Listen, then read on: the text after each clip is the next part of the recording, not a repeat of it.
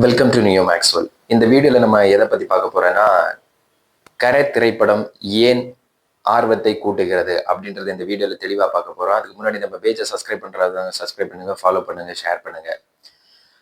நடிகர் தனுஷ் அவர்களுடைய நடிப்பில் விக்னேஷ் ராஜா இயக்கத்தில் நாளைக்கு திரைக்கு வர இருக்கின்ற கரை படம் ஒரு 1990களில் நடந்த கதைக்களமாக அமைந்திருக்கின்றது.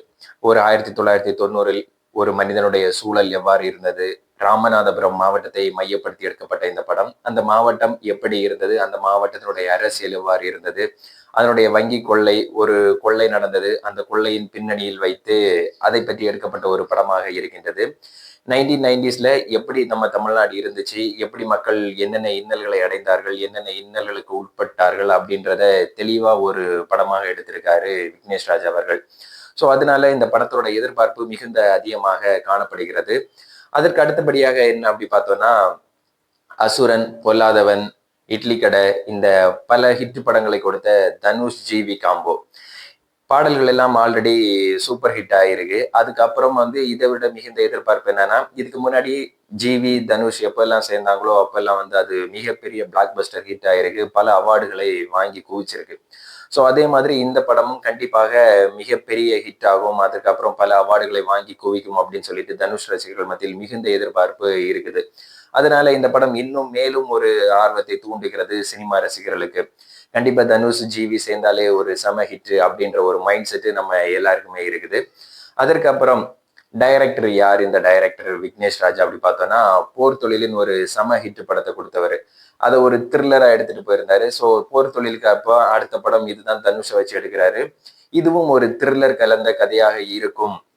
ஏன்னா ஒரு சாதாரண இளைஞன், ஒரு 1990ல வாழ்ந்த இளைஞன், அவன் என்னென்ன இன்னல்களை சந்திக்கின்றான், அவன் ஏன் இந்த திருட்டு தொழிலுக்குள் வந்தான், அதை திரும்பி திருட்டு தொழிலை விட்டு வெளியில வர நினைக்கும் போது அவனால ஏன் வர முடியவில்லை, அதற்குள் என்னென்ன சிக்கல்கள் இருக்கின்றது அப்படின்றத மையப்படுத்தி ஒரு த்ரில்லர் மாதிரி இந்த கதையை எடுத்துட்டு போறாரு.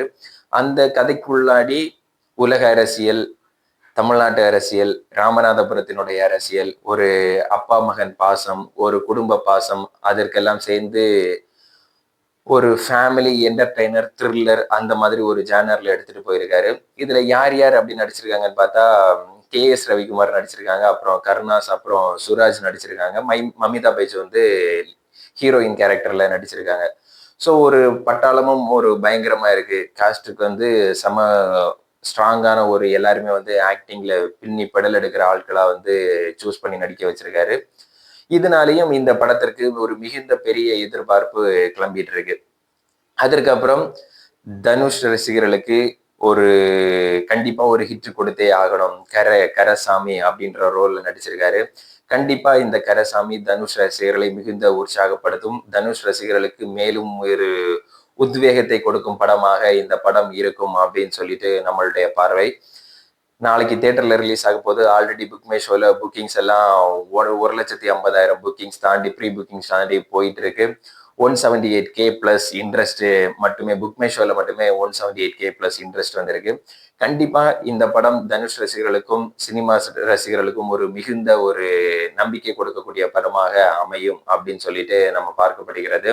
ஒரு லாங் வீக்கெண்டு நாளைக்கு வருது. மே 1 லீவ் இருக்கு. ஒரு 4 நாள் 5 நாள் சாலிடா ஓடக்கூடிய அனைத்து வாய்ப்புகளும் இருக்கின்றது இந்த படத்திற்கு. வேல்ஸ் இன்டர்நேஷனல் எடுத்திருக்க இந்த படம் கண்டிப்பாக ஒரு வெற்றி படமாக அமைய நம்மளுடைய யூடியூப் சேனலின் சார்பாக வாழ்த்துகிறோம்.